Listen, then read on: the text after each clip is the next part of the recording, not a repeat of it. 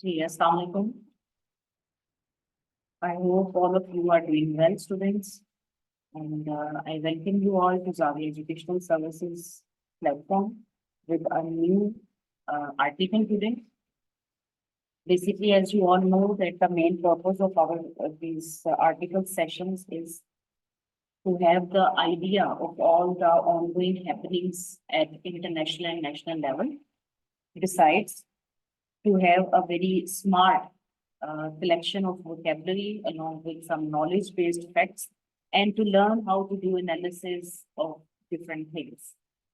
आज का हमारा जो टॉपिक है that is the grand delusion. Basically grand delusion का मतलब होता है anything that is falsely fixed. ठीक है, कोई ऐसा बिलीफ जो कि फॉल्स होता है और वो उसको मतलब इस तरह से फॉलो किया जा रहा होता है कि that is considered as right, a false belief. अब इस पूरे आर्टिकल में as the writer you can say कि ही इज साकिब शेरानी साहब, very good writer, a very senior person, and he has an insight ability to look into the matters of government, into the matters of policy making, into the matters that are affecting the overall progress and development of the country. तो उन्होंने इस पूरे article में under the name of the grand division बहुत ही एक critical point of view पे या बहुत ही क्रिटिकल जो है एरिया उस पे अपना पॉइंट ऑफ व्यू दिया है, उस पर रोशनी डाली है। बेसिकली जब हम बात करते हैं नेशंस की, कंट्रीज की, तो उनकी जो प्रोग्रेस होती है उसके कुछ यू कैन से के कुछ जो है वो रीजंस होते हैं, कुछ फैक्टर्स होते हैं। कोई भी स्टेट हो उसकी प्रोग्रेस तब तक नहीं हो सकती जब तक कि उसके पास दो चार चीजें ना हो। ठीक है, उन चीजों में हमारे पास क्या आ जाता है, उनमें हमारे पास आ जाता है इंस्टीट्यूशनल स्ट्रक्चर। हमारा सबसे पहले इंस्टीट्यूशनल स्ट्रक्चर, जब हमारे पास इंस्टीट्यूशंस का स्ट्रक्चर होगा देन वी कैन से कि हमारे पास एक डोमेन होगी, हर एक डिपार्टमेंट को पता होगा कि उनका क्या काम है, फिर वो काम कर सकेंगे। दूसरा हमारे पास इंटर रिलेशन आता है दो चीजों का, inter relation of our economy and politics. ठीक है, inter relation of economy and politics, ये चीज जो है ये हमारे पास एक ऐसी चीज है जो कि डिसाइड करती है किसी भी एक स्टेट की प्रोग्रेस को, उसके फेलियर को।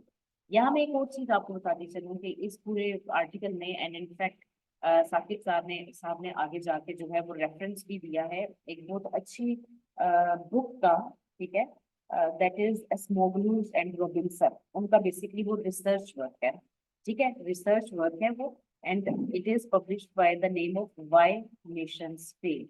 ठीक है, बेसिकली इसमें इस बुक में जो आइडिया है, इस रिसर्च रिसर्च बुक में या रिसर्च में जो आइडिया है वो उन दोनों का रिसर्च बेस्ड है कि जो नेशंस हैं वो फेल क्यों होती है, क्या कॉज बनता है उनके फेलियर्स का। उनके पास जियो स्ट्रेटेजिक पॉलिसीज थी, उनकी फॉरेन पॉलिसी थी, लेकिन क्या चीज है जिसने उनको फेल किया है। तो बेसिकली उनकी फेलियर का जो एक बहुत बड़ा कॉज होता है वो होती है उनकी इंटरनल पॉलिसीज, उनका इंटरनल सेटअप। जो इंटरनल एक स्ट्रेंथ होती है वो हमारा डिसाइड करती है कि हम जो है एक्सटर्नली कितने स्ट्रॉन्ग होंगे, हम एक्सटर्नली दुनिया में कितने आगे जा सकते हैं और इंटरनेशनल एरिना में कंट्रीज को compete कर सकते हैं। सो बाय नेशंस फेल का एक फुल फ्लैश जो एक आइडिया है ना, वो इस आर्टिकल में by time and then use हुआ है along with the reference of the writers. ठीक है, उस रिसर्च वर्क को जो कंपाइल करने वाले हैं, जिसको लिखने वाले हैं, उनके नाम भी मेंशन है। तो इसको स्टार्ट करते हैं, इसको देखते हैं कि किस तरह he has highlighted a very important topic जो कि इस टाइम पे पाकिस्तान को नेशनल लेवल पे उसका सामना करना पड़ रहा है और किस तरह से उसको वर्ल्ड के साथ रेफरेंस दिया गया है। A long-standing narrative has been in play in the country that Pakistan's myriad development challenges and sub-Saharan African underperformance have been entirely due to weak economy. Merit आप कह सकते हैं काउंटलेस, ठीक है, अनगिनत जिसको हम बोलेंगे काउंटलेस। ठीक है ना, उसने कह दिया कि एक जो है वो इस टाइम पे नरेटिव है कि पाकिस्तान के जो इतने चैलेंजेस हैं और सब सहारन अफ्रीका का वहां पे रेफरेंस दिया गया because African countries are also they are, you can say कि they are underdeveloped countries. Some of them are developing, some are underdeveloped. Likewise, Pakistan is the developing country. तो उन्होंने कह दिया कि इन सब चीजों का, इन सब कंट्रीज का कॉज एक बताया गया है, वीक इकोनॉमी। ठीक है, हमारी इकोनॉमी का वीक होना।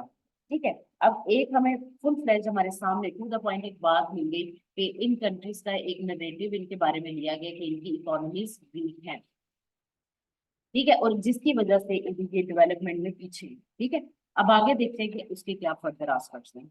This narrative does not explain however why the economy has remained a serial known performer over the over a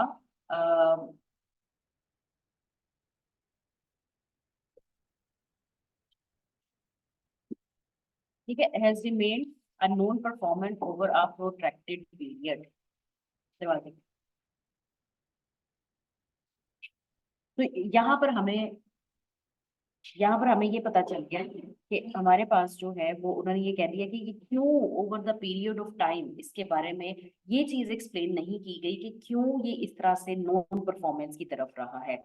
क्या चीज है जो इकोनॉमी को डाउन किया और फिर उसके बाद राइज नहीं हुआ, क्या मसला है या क्या कॉज बना है इसका। ठीक है ना,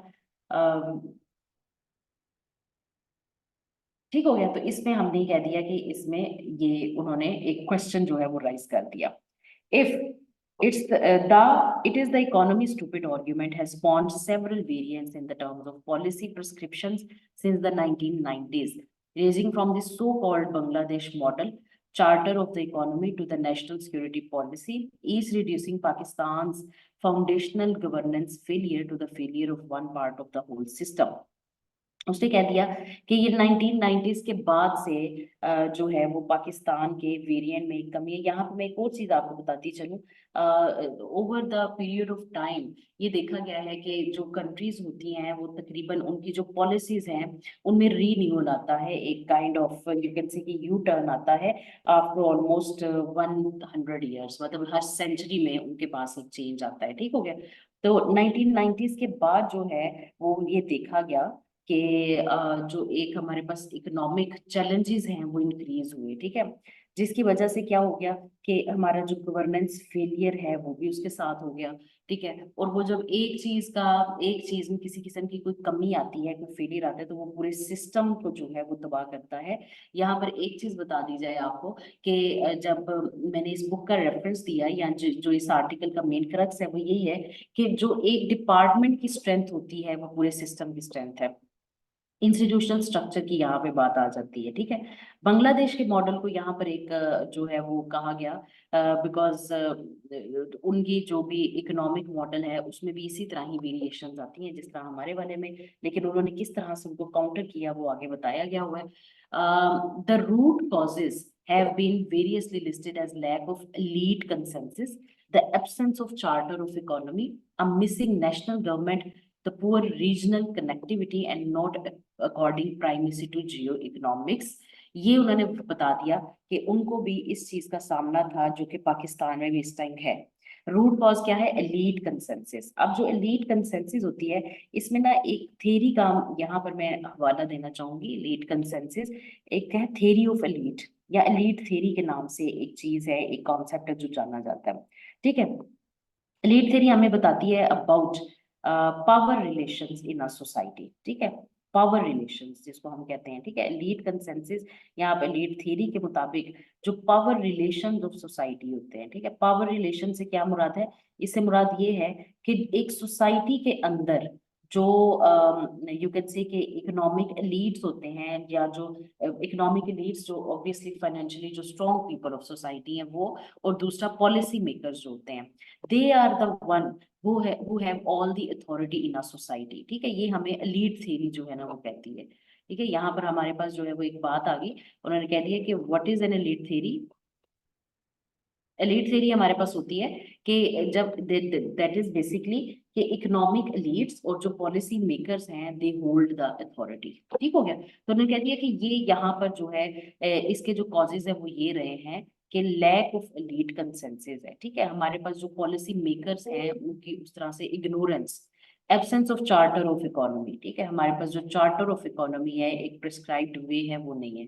national government to pour regional connectivity, अब ये जो रीजनल कनेक्टिविटी है, that has been discussed as the major cause. किस तरह से ये एक मेजर कॉज है, ये इस तरह से है कि जो हमारे पास एक कंट्री का जो एक रीजन के अंदर जो उसका एक रोल होता है, वो बहुत ज्यादा डिसाइड करता है उसकी प्रोग्रेस को। ठीक हो गया। तो अगर हम पाकिस्तान के पॉइंट ऑफ व्यू से बात करें, तो Pakistan has a very weak geo strategic importance. ठीक है, अब जियो स्ट्रेटेजी हमारे पास क्या होती है, यहाँ भी इन्होंने बात की है जियो इकोनॉमिक्स की। जियो इकोनॉमिक्स को हम टर्म को इस तरह से ले सकते हैं कि they are basically talking about our role in the deals and trade deals of या trading platforms of the region. ठीक है, अब उससे कह दिया कि रीजनल कनेक्टिविटी नहीं है। ठीक है, हमारे पास जियो स्ट्रेटेजिक जो हमारी एक पोजीशन है, उसमें हमारे पास दो तीन चीजें आ जाती हैं। एक चीज तो ये होती है कि हम जियोग्राफिकली कहाँ पर वाक़ हैं। ठीक है, एक तो हमारे पास ये चीज आ जाएगी जियो स्ट्रेटेजिक, सॉरी, ठीक है। और दूसरी ये चीज आ जाएगी कि अगर हमें अपने जो है during our implementation of policies and rules, अगर हमें एक तरफ से किसी चीज का खतरा होता है, तो how much margin do we have to move towards other side. ठीक है, तो जियो स्ट्रेटेजी जो एक हमारी होती है ना, उसमें इंपॉर्टेंस है, जियो स्ट्रेटेजिक लोकेशन में हमारी ये सारी चीजें आ जाती हैं। तो उन्होंने बेसिकली कह दिया। अच्छा, और उसकी वजह से हमारी रीजनल कनेक्टिविटी भी आती है। अब रीजनल कनेक्टिविटी में हमारी ट्रेड, हमारा जो रीजनल ऑर्गेनाइजेशंस हैं उनके अंदर हमारा रोल, बिकॉज इन ओरिजिनल जो रीजनल ऑर्गेनाइजेशंस होती है, उनका पर्पज ही क्या होता है, उस रीजन का पीस, उस रीजन की सिक्योरिटी और उस रीजन की इकोनॉमिक जो अपलिफ्ट है वो। ठीक है, तो जब हमारा उन ऑर्गेनाइजेशंस में रोल नहीं होगा, हम उस तरह से रीजनल कनेक्टिविटी नहीं कर सकते। हमारे ऑर्गेनाइजेशन जो बेसिक बिल्कुल इमीडिएट जिसमें हमारा सबसे बड़ा रोल होना चाहिए, वो है SAARC, South Asian Association for Regional Cooperation. लेकिन ये देखा गया कि because of the monopoly of some of the countries, even the session of SAARC could not be conducted in Pakistan. Since 2022, coordination failure has been added in the list. अब इस list में एक चीज और आ गई, कोऑर्डिनेशन फेलियर। अब हम उस बुक का जो एक पूरी एक एनालिसिस है उसकी तरफ जा रहे हैं कि वहां पर वाई नेशंस फेल में एक बहुत बड़ी बात बताई गई। एक तो इंस्टीट्यूशनल स्ट्रक्चर, उसके साथ कि इंस्टीट्यूशनल स्ट्रक्चर क्या कहता है कि कोऑर्डिनेशन होना चाहिए। ठीक है, जो हमारे इंस्टीट्यूट है उनको एक दूसरे के साथ कोऑर्डिनेट करके अपने डोमेन में रहते हुए काम करना चाहिए। ठीक हो गया। तो ये जो चीजें हैं, ये शुरू शुरू में हमें बता रहे हैं वो जो प्रेजेंट एक पूरे हालातों वाकयात है, उससे हमें राइटर आगाह कर रहे हैं। ठीक है, उसके बाद फिर आगे चलते हैं तो देखते हैं कि क्या बात हुई है। Then he says more recently, rehashed version of Bangladesh model has surfaced as a panacea to Pakistan's problems. ठीक है, calling for a government of experts under the explicit army rule for a period of 10 years. Bangladesh model क्या है कि they have a government of experts under the explicit army rule for a period of 10 years. ठीक है, इस model ने मे भी उनकी economy को किसी हद तक स्ट्रॉन्ग होल्ड दे दिया, सर्वाइवल दे दिया। ठीक है, रीहैश्ड वर्जन, ठीक है ना, कि रीहैश्ड वर्जन के किसी चीज का जो है वो रीयूज करना, एक ऐसी चीज जो ट्रेंड में रही है, ठीक है, और उसको जो है वो दोबारा ट्रेंड में लाना। ठीक है, रीयूज आप कह सकते हो। और यहाँ आप कह सकते हो कि एक ऐसी चीज जिसको रीयूज करना, लेकिन उसमें किसी किस्म की इम्प्रूवमेंट नहीं, बस वही वर्जन हम दोबारा यूज कर रहे हैं। ठीक है, तो ये कहा गया कि ये करना करना है। ठीक है, इस पे हम रीहैश को कह सकते हैं रीयूज्ड। और इसमें जो सेकंड वर्ड है हमारे पास वो है panacea. Its meaning is solution, remedy किसी किस्म की। ठीक है, solution.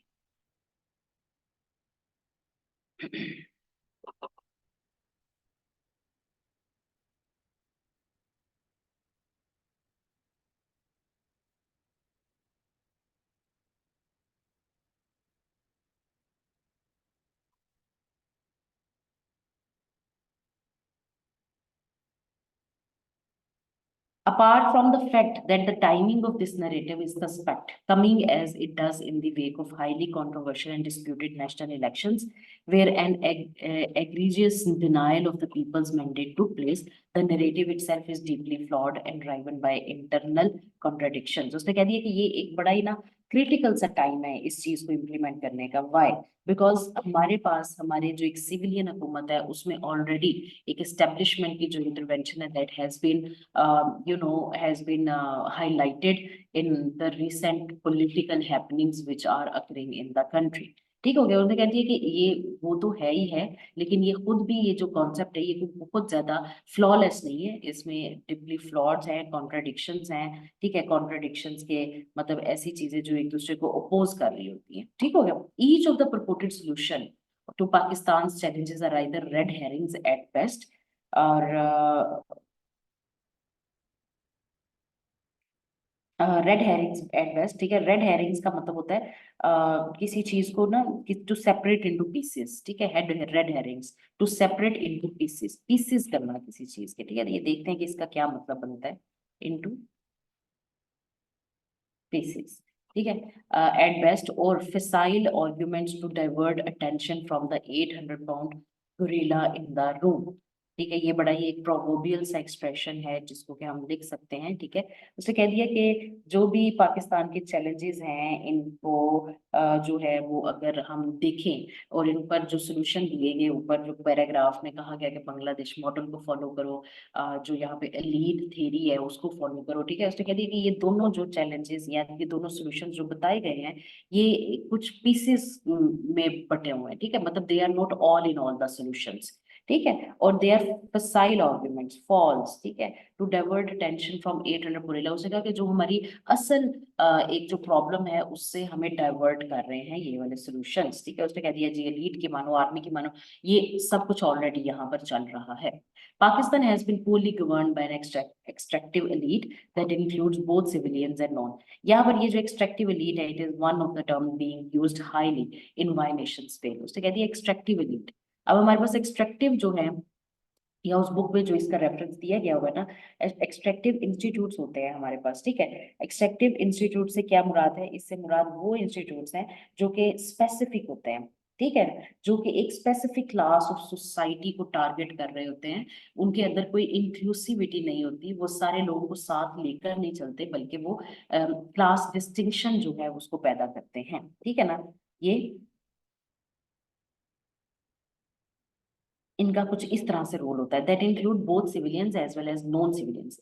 Without a foundational change in how this elite behaves and functions, and without a change in behavior of its international sport, there is a little hope for fundamental reforms leading to a lasting improvement in the economy। ठीक है, उसने कह दिया कि ये जो elite behavior है ना, जो extractive है, जो भी पॉलिसी बनी उसका टारगेट कुछ लोग हुए, जो भी इकोनॉमिक डेवलपमेंट आई उसका टारगेट कुछ लोग हुए। उसे कहती है कि जब तक ये डिस्टिंक्शन जो है ये खत्म नहीं होगी तब तक जो है इस बिहेवियर में हम अगर इम्प्रूवमेंट नहीं लाएंगे, ठीक है ना, और तब तक जो है वो लिटिल होप है कि हम अपनी प्रॉब्लम को सॉल्व कर सकेंगे। नहीं, economic survival let alone revival can no longer be divorced from political reform. बड़ी एक थॉट प्रोवोकिंग उन्होंने यहाँ पर बात हाईलाइट कर दी। उन्होंने कह दिया कि ये जो हमारा इकोनॉमिक रिफॉर्म रिवाइवल है ये बेसिकली पॉलिटिकल रिफॉर्म के साथ है। ठीक है, economy and politics, economy and politics ना सिर्फ वाई नेशंस फेल में बल्कि कुछ और बुक्स भी हैं जिनमें इन चीजों को हाईलाइट किया गया हुआ है। डेमोक्रेसी एंड अथॉरिटेरियनिज्म, इस तरह की चंद एक और किताबें हैं जिनमें ये बताया गया हुआ है कि जो इकोनॉमी और पॉलिटिक्स है they walk hand in hand for the development of a country. ठीक है, आगे एक बड़ा ये थॉट प्रोवोकिंग नेक्स्ट पैराग्राफ में वो चीज बता रहे हैं। हम तो कह रहे हैं कि पहले तो हमने ये चीज अंडरस्टैंड करनी है कि क्या इकोनॉमी की वजह से हमारी पॉलिसी मेकिंग वीक हुई है या वीक पॉलिसी मेकिंग की वजह से हमारी इकोनॉमी वीक है। ठीक है, ये बात आप यहाँ पर करते हैं। आप कहते हैं as useful starting point two deconstruct the argument at hand is by asking a simple question। ठीक है, और वो क्वेश्चन क्या है? Is Pakistan in the condition it is in simply because the economy has perform poorly, और has the economy perform poorly because of the way Pakistan has governed? ये basically वो question है जो एंड ऑफ द आर्टिकल तक हमारे जहन में रहता है और हम इसको आंसर करने की कोशिश करते हैं, और एक वो थॉट है जो कि राइटर हमें दे देते हैं। In other words, it is more than the economy in Pakistan that is broken and needs to be fixed। वो कहते हैं कि अब इकोनॉमी और पॉलिटिक्स की तो बात कर दी, ये सारी चीजें तो है ही हैं। ठीक है, ये सारा कुछ तो है ही है। जैसे कहा कि इससे बढ़ के कुछ और चीजें भी हैं, अब हमें वो भी देखना है कि वो किस तरह हमारी इकोनॉमी और पॉलिटिक्स के साथ इंटरलिंक्ड है। Hence, it is no coincidence that Pakistan ranks 130 of 140 countries in the world. World Justice Project 2023. ठीक है, यहाँ पे अब जो है it is full of some kind of you can say के जनरल नॉलेज। ठीक है, अब ये जितनी भी लाइंस हैं इसमें हमने इनको नोट करना है। 130 out of 142 countries of the world justice project rule of law index, rule of law के तौर पे हम जो है 142 में से 30th नंबर पे हैं। एंड ठीक है, और in the 23rd position for control of corruption in the world wide governance indicators. ठीक है, यहाँ पर हम इसको भी हाईलाइट करते हैं। और has the highest number of out of school children in the world और the highest rate of stunting for children under 5 years। ठीक है, और ranks and abysmal 164 on United Nations Development Programme's Human Development Index. उसने कहा कि ये सारी जो चीजें हैं ये भी इन वन वे और अदर हमारी जो डेवलपमेंट है उसको हॉल्ट कर रही है, उसमें इनका रोल है। ठीक है ना, या तो हमारी इकोनॉमी पॉलिसी के अलावा कुछ और चीजें हैं जो कि इफेक्ट कर रही हैं यहाँ पर, जो यहाँ के economic as well as social conditions हैं, या यहाँ पर जो भी पॉलिटिकल हमारे हालात हैं। These failures are not coincidental, ठीक है, and can not be looked at through the narrow prism of faltering economy completely in isolation from the issue of governance. उसको कहते हैं कि ये जो इश्यूज हैं सारे हमारे, ये भी अचानक नहीं है, इत्तेफाकन नहीं है। ठीक है, और इनको हमने जो है एक faltering economy, the very imbalanced economy जो है उस पॉइंट ऑफ व्यू से नहीं देखना सिर्फ। ठीक है, हमने इसको देखना है मतलब इशू ऑफ गवर्नेंस से हम इसको अलग नहीं कर सकते। There is a common thread that weaves through these sorry statistics. ठीक है ना, and are disinterested and extractive life elite. ठीक है, आज आके फिर वो उधर ही आ गया।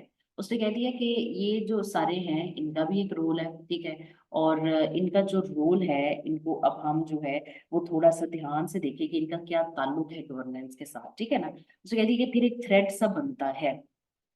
ठीक है, तो वो क्या थ्रेड है जो इनके इन चीजों के साथ मिलता है जाके, एक्सट्रैक्टिव एलीट। दोबारा हम उस बात पे आ गए। ठीक है, क्यों हमारी जो हर पॉलिसी है that is different for poor and for elites. ठीक है, एक जैसी ही पॉलिसी है वो एलीट के लिए और है और पुअर के लिए और है।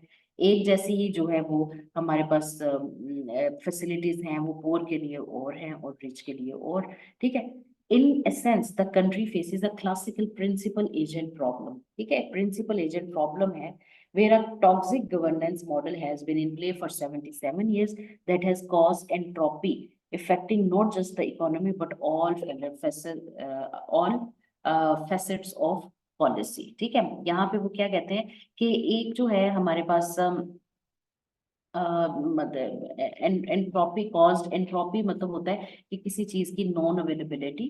ठीक है ना, या हम इसको कह सकते हैं कि वैसे तो इसका एक साइंटिफिक टर्म है जिसका मतलब होता है कि unavailability of systems thermal energy. ठीक है ना, तो इसका हम कह सकते हैं कि एक सिस्टम के अंदर जो कमी है, जो अनअवेलेबिलिटी है उसकी, टू काउंटर द प्रॉब्लम्स या टू मेक चेंजेस, वो नहीं है। ठीक है ना, और वो उसके ना होने से क्या हुआ है कि affected not just the economy but all facets of policy। ठीक है, जितने भी उसके एस्पेक्ट्स हैं उन सब चीजों को इसने इफेक्ट किया है। ठीक है, तो हमारे पास ये जो है एक बात जो है वो चली। ठीक है, और वो चलती हमारे पास है कि किस तरह से एक नरेटिव है, वो नरेटिव दिया गया, फिर बताया गया इकोनॉमिक एंड पॉलिटिकल जो एक हमारे सोसाइटी में इम्बैलेंस है, फिर कुछ उसके और कॉजेज बताए गए। ठीक है, अब जो है वो नेक्स्ट क्या बता रहा है कि नेक्स्ट एस्पेक्ट्स के बाद अब वो नेक्स्ट देखते हैं कि वो किस चीज की बात करता है। The argument,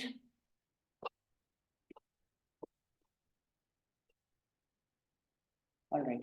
The argument for authoritarian government can be further deconstructed on several levels। ठीक है, उसने कह दिया कि ये जो हमारी यहाँ पे अथॉरिटेरियन गवर्नमेंट, यहाँ पे अब मैं अपनी एक और बुक का जो है वो दोबारा से आपको थोड़ा सा हवाला दूंगी। ठीक है, यहाँ पर हमारे पास जो है वो बुक है डेमोक्रेसी एंड अथॉरिटेरियनिज्म। वहां पर जो है वो सिस्टम्स ऑफ गवर्नमेंट की बात हुई है। ठीक है ना, सिस्टम्स ऑफ गवर्नमेंट जो है वो हमें क्या कहती हैं, ये बड़ी एक अच्छी और इंटरेस्टिंग बुक है जिसमें जो है वो ये बताया गया हुआ है कि एक डेमोक्रेटिक सेटअप और एक अथॉरिटेरियन है। ठीक है, टुडे इन द वर्ल्ड हम जो है वो किस तरह से है, एक मिक्स्ड सिस्टम में है, ठीक है, जहाँ पर इस तरह से वो ग्राफ है, ठीक है, जिसको कि हमने डिवाइड किया हुआ है। मैं इसको थोड़ा सा नीट करके साइड पे बनाऊंगी, ठीक है। इस टाइम पे वो कहते हैं कि हमारे पास जो पूरा हमारा ड्राफ्ट है कुछ वो कुछ इस तरह से चलता है, ठीक है। हमारे पास जो है वो डेमोक्रेसी होती है, फिर हमारे पास ओपन अथॉरिटेरियनिज्म, ठीक है, फिर हमारे पास जो है अथॉरिटेरियनिज्म है, ठीक है, फिर हमारे पास जो है वो क्लोज अथॉरिटेरियनिज्म है। तो इस तरह करके ना डिवीजन बनी हुई है, ठीक है। ओपन, अच्छा, डेमोक्रेसी, डेमोक्रेसी के नीचे हमारे पास आ जाता है क्लोज्ड डेमोक्रेसी, ठीक है। ये सारी चीजें हैं। अगर हम अपने गवर्नमेंट सिस्टम्स को आज की दुनिया में देखें तो कुछ इस तरह से हर कंट्री की जो है ना वो डिवीजन हुई हुई है, बिकॉज इस टाइम पे कोई भी ऐसी कंट्री नहीं है जो प्योरली एक सिस्टम की तरफ चल रहा हो, ठीक है। और सबसे ज्यादा जो है वो एक मिक्स्ड सा सिस्टम डेमोक्रेसी प्लस अथॉरिटेरियनिज्म वाला हमें मिलता है, ठीक है। अच्छा, अब उसके बाद वो कहते हैं कि ये जो हमारे पास सारे हालात हैं इनमें और क्या फैक्टर्स हैं। The first is international experience. The argument for authoritarian government can be further deconstructed on several levels. The first is international experience. While Singapore, South Korea, and China are routinely cited as shining example of economic wonders of non democratic setup, वो कह दिया कि जरूरी नहीं है कि जो democratic setup हो, जिनकी डेमोक्रेटिक गवर्नमेंट हो, उन्हीं की इकोनॉमिक पॉलिसीज हो। उसने कह दिया कि ये कंट्रीज एग्जाम्पल हैं जहां पर ट्रू डेमोक्रेसी या प्योर डेमोक्रेसी जो है वो नहीं थी, या आप कह लो कि ओपन एक सिस्टम नहीं था, ठीक है। लेकिन वहां पर उन्होंने क्या किया कि उन्होंने अपनी इकोनॉमी को फिर भी स्ट्रॉन्ग रखा, ठीक है। And an unending list of autocratic baskets. अब ऑटोक्रेटिक जहां पर था सिस्टम उन्होंने भी किया, such as North Korea, Myanmar, Egypt, Nigeria, Philippines, Tunisia, the Democratic Republic of Congo, Haiti, Peru, Guatemala, Nicaragua, Venezuela, etc. never mentioned. Much of Africa and Latin America has remained chronically poor under the yoke of dictatorship. ठीक है ना। उन्होंने कह दिया कि जो Africa और Latin America बिल्कुल स्टार्ट में भी जो है उन्होंने इसी चीज का हवाला किया कि under the yoke of dictatorship ये जो लोग हैं ये क्रोनिकली पुअर रहे हैं, ठीक है। इसके अलावा जो बाकी कंट्रीज है उसमें ये एरिस्टोक्रेटिक सारी कंट्रीज आ जाती हैं। कुछ कंट्रीज जिनको मेंशन भी किया गया वो है सिंगापुर, साउथ कोरिया, चाइना, ठीक है। इनकी तो एग्जांपल दी जाती है, लेकिन इनके अलावा और भी बहुत कंट्रीज है जिन्होंने अपने एक ऑटोक्रेटिक सिस्टम के होते हुए भी वहां पर इंश्योर करवाई अपनी economic development. Rather than the form of government, the differentiating factor between a small band of fast developing emerging countries and the rest is the nature of governing elite present in the country. उसके बाद जो class societies होती है ना वो बहुत matter करती है, और ये बिल्कुल एक जो है ना हमारे पास एक बना बनाया फैक्ट है। कहा यह जाता है कि जैसी कौम होती है वैसी उनके हुक्मरान होते हैं, ठीक है। The more corrupt state is the more laws are there. मतलब आज आके जो इंडिविजुअल ऑफ द स्टेट है he is wholly responsible for anything at all, ठीक हो गया। तो वो कहते हैं कि हमारे पास जो है इसको हम इस तरह से समझ सकते हैं,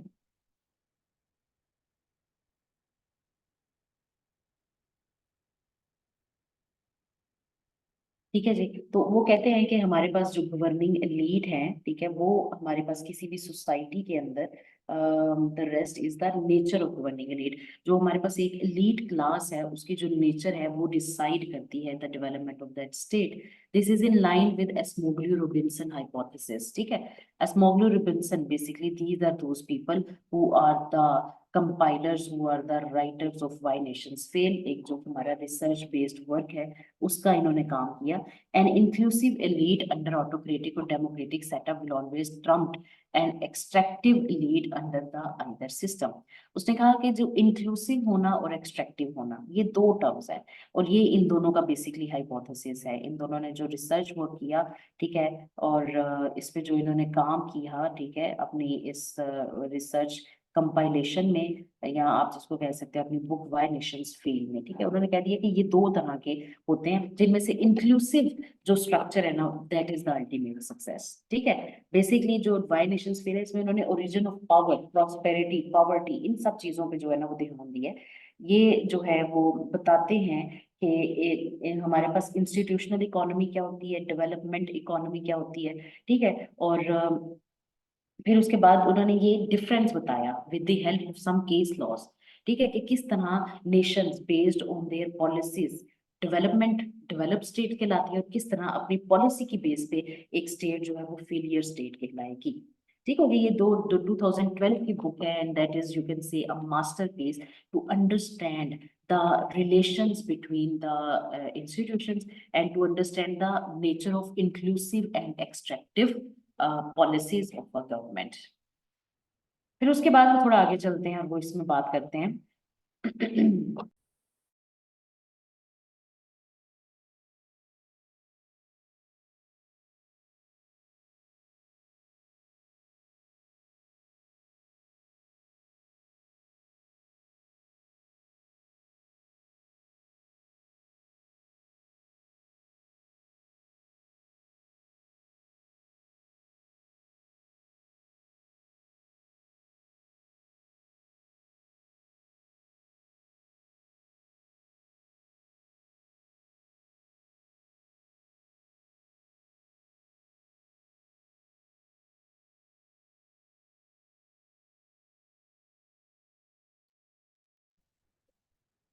अच्छा जी, कमिंग बैक, फिर अगली चीज हमारे पास क्या होती है?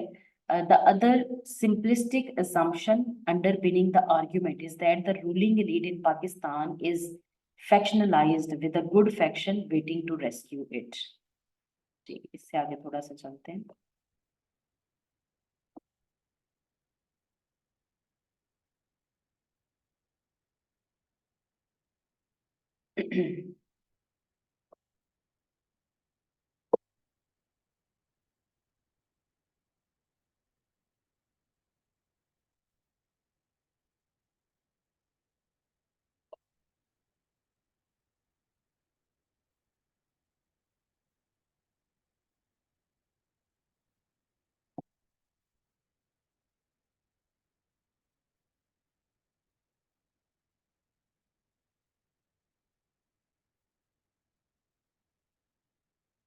All right.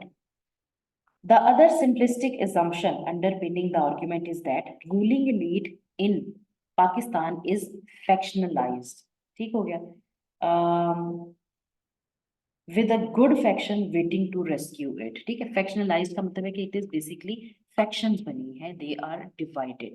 ठीक है ना? Ruling जो elite है हमारा, ठीक है? अब उनमें से एक जो है they are trying to rescue it and the others are completely ignorant about it. This is completely contrary to the facts on the ground as proven so dramatically by development since April 2022. The ruling elite, whether civilian or non-civilian, is a unified whole, bound by deep intertwined political, social, familial, marital, economic, commercial and financial interest.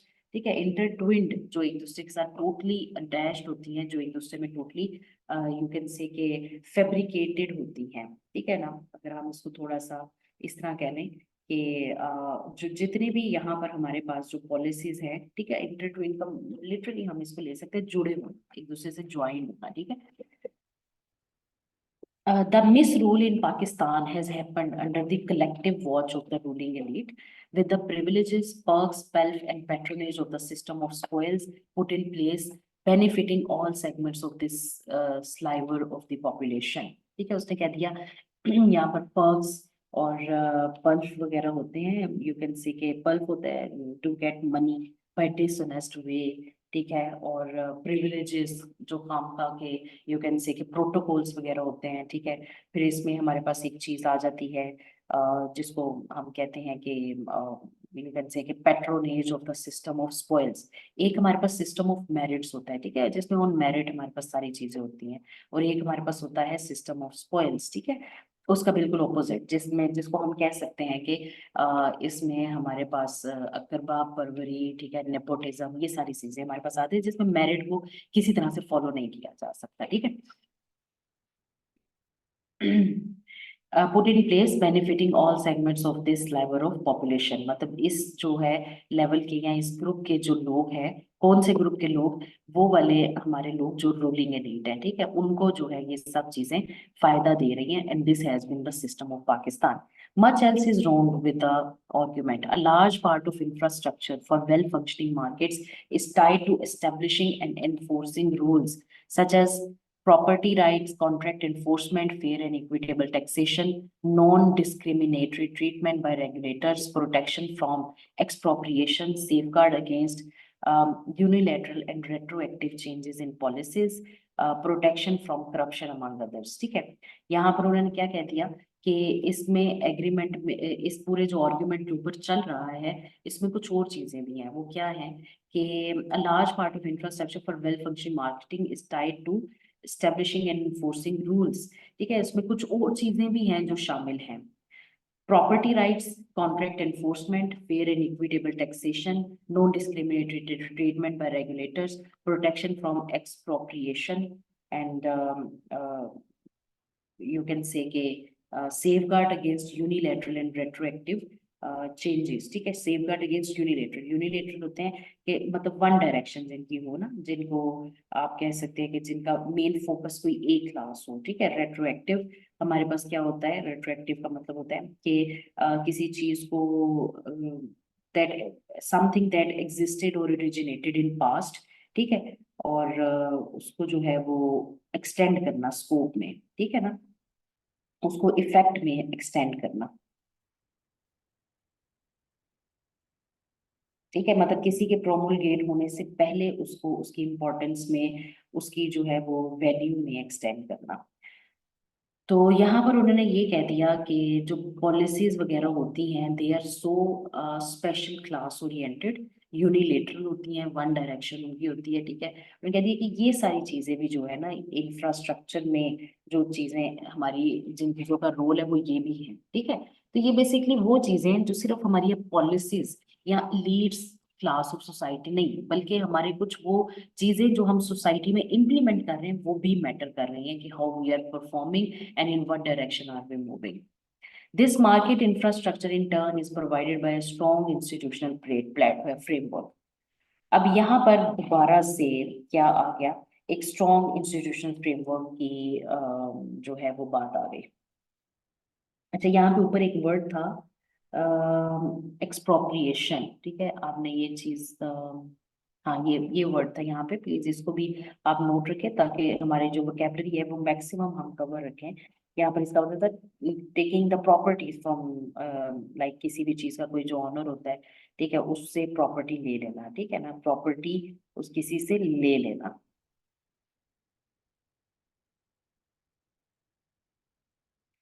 Alright, उसके बाद है जी, उसने कह दिया कि this the market infrastructure in turn is provided bye strong institutional framework.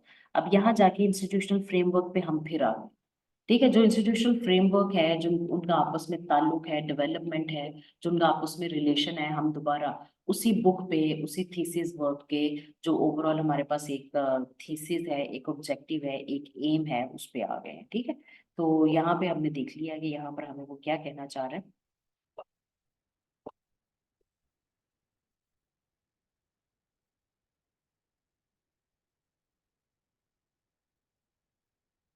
Okay,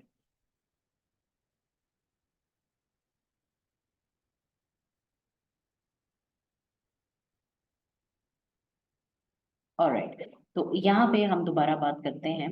the market infrastructure in turn is provided bye strong institutional framework under conditions of strong lead capture,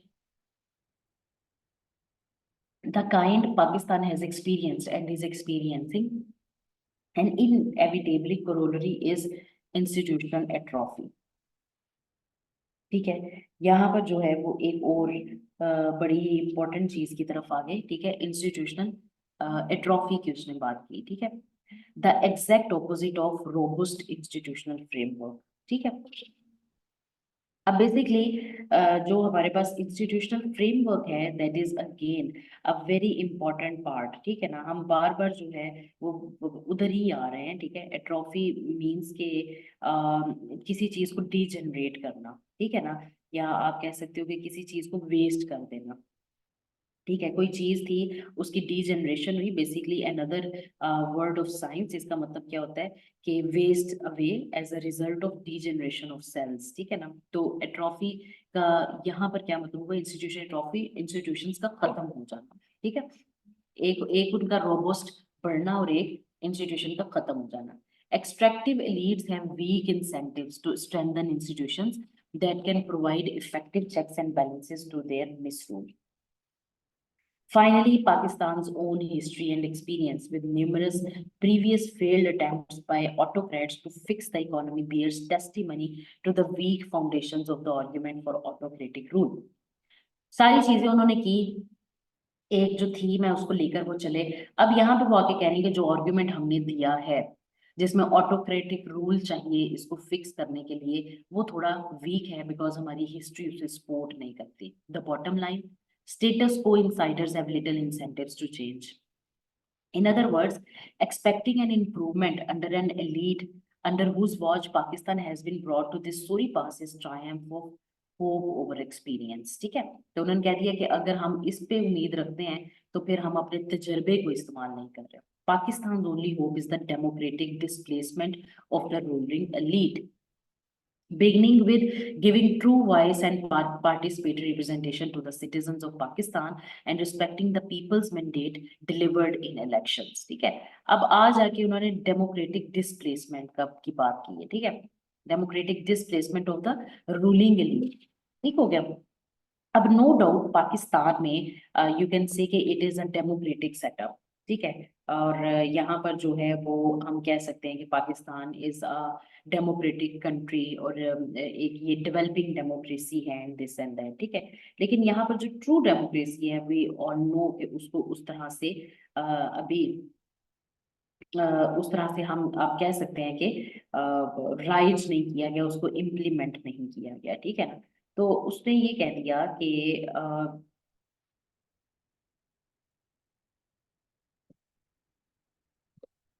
we need to give true voice and participatory representation to the citizens of Pakistan. ठीक है, arguments for ignoring the collective expressed will of the people are agenda driven and self-serving. ठीक है ना, कि हर बंदा जो arguments ये देता है ना कि लोगों की आवाज को इग्नोर किया जाए, वो अपने ही किसी इंटरेस्ट को सर्व कर रहा है and are on the wrong side of history as well as wider development experience. ठीक है, और वो हिस्ट्री की रॉन्ग साइड पे बिकॉज हिस्ट्री में Pakistan has manifested such examples जहां पर जो है इन रूल्स ने या the voice of a single man, ठीक है, या वन मैन रूल ने बहुत ज्यादा खराब किया है हमारे सिस्टम को। तो बेसिकली इस पूरे आर्टिकल में जो है वो थोड़ा सा वो इस चीज को फॉलो कर रहे हैं, थोड़ी चीज को हाईलाइट कर रहे हैं। क्या करते हैं कि वो सबसे पहले अपना हमारे पास जो एक इंस्टीट्यूशनल स्ट्रक्चर है या यहाँ पर जो एक ग्रैंड डिल्यूजन है, डिल्यूजन क्या है कि हम जो है वो सही उस पे चल रहे हैं एंड हमें डिल्यूजन ये है कि वी डू नॉट नो कि what is the real cause of our failure. ठीक है ना, कौन सी एक चीज है जो हमें फेलियर की तरफ ले जा रही है। जब हम उसको इन डेप्थ में देखते हैं तो बहुत सारी चीजें हमारे सामने आती हैं। ठीक है, हम ये समझते हैं कि शायद हम इकोनॉमी की वजह से लीस्ट डेवलपमेंट है, डिल्यूजन ये है। ठीक है, लेकिन इसका एग्जैक्ट बात क्या है कि इसमें इकोनॉमी जो है वो हमारे वीक इंस्टीट्यूशनल स्ट्रक्चर की वजह से वीक है। ठीक है, उसमें हमारे इंस्टीट्यूशंस का, हमारे एलीट का जो एक्सट्रैक्टिव होना है वो उसका मेन कॉज है इंस्टेड ऑफ बीइंग इंक्लूसिव। फिर उसके बाद वो आगे चलते हैं तो वो कुछ इंटरनेशनल जो प्लेयर्स हैं, इंटरनेशनल जो कंट्रीज है that are being used as a you can say examples, उनकी बात करते हैं। ठीक है, वो बात करते हुए कहते हैं कि we need to follow those models. फिर वो पाकिस्तान की रेटिंग्स पे आ जाते हैं कि because of these factors where Pakistan stands. फिर वो कुछ और चीजों को बताते हैं जिनका रोल है पाकिस्तान की वीक सिचुएशन में इस टाइम पे। ये सब करके फिर वो सोल्यूशंस की तरफ जाते हैं और कहते हैं कि जो हमने ऊपर आर्ग्यूमेंट्स दिए हैं इनमें से स्ट्रॉन्ग होल्ड किसी का भी नहीं, बिकॉज हिस्ट्री ने हमें बताया है कि ये चीजें हम पहले ट्राई कर चुके हैं लेकिन हमारे अंदर इंप्रूवमेंट नहीं आई। हमारे अंदर इंप्रूवमेंट, उन्होंने कहा कि एक आइडियल चीज हम हमेशा बात करते हैं, आइडियल उन्होंने मेंशन तो नहीं किया लेकिन आज आके उन्होंने डेमोक्रेटिक डिस्प्लेसमेंट की बात की है। ठीक है, सिस्टम ऑफ डेमोक्रेसी जिसमें रूलिंग एलीट को डिस्प्लेस किया जाए। ठीक है, कि बिकॉज द रूलिंग एलीट जो है उनका हम या तो हम सही इस्तेमाल नहीं कर पा रहे या उनको जो है वो उस तरह से जो है रिप्रेजेंट नहीं कर पा रहे वो हमें। ठीक है, तो यहाँ पर उन्होंने कह दिया कि कुछ इस तरह से जो है वो हमारे पास इसका सोल्यूशन होना चाहिए। उन्होंने तो इसमें जो है इस पूरे आर्टिकल में बड़े ही अच्छे वे में एक अच्छी बुक का, एक रिसर्च वर्क का रेफरेंस लेके जो राइटर हैं उन्होंने अपनी बात की है पूरी, और हमारे लिए थॉट प्रोवोकिंग है, बिकॉज हमारे पास एक क्वेश्चन रह जाता है कि what actually is the cause of the present और प्रिवेलिंग सिचुएशन। क्या एक्चुअली कॉज है, इकोनॉमी, पॉलिटिक्स, या दोनों का इंटर रिलेशन, और इनका सोल्यूशन क्या है, डेमोक्रेटिक सेटअप, ऑटोक्रेसी, या कुछ इन बिटवीन रास्ता। So this is all about today's article. I hope you have got a good collection of vocabulary. आपने कुछ नॉलेज बेस्ड चीजें इनमें देखी हैं, पढ़ी हैं, और आप इसको अच्छे तरीके से एनालाइज कर पाएंगे। तो इंशाल्लाह इसी तरह ही हम जो है वो नेक्स्ट आर्टिकल्स अपने डिस्कस करते रहेंगे। See you in our next class. Thank you. अल्लाह हाफिज।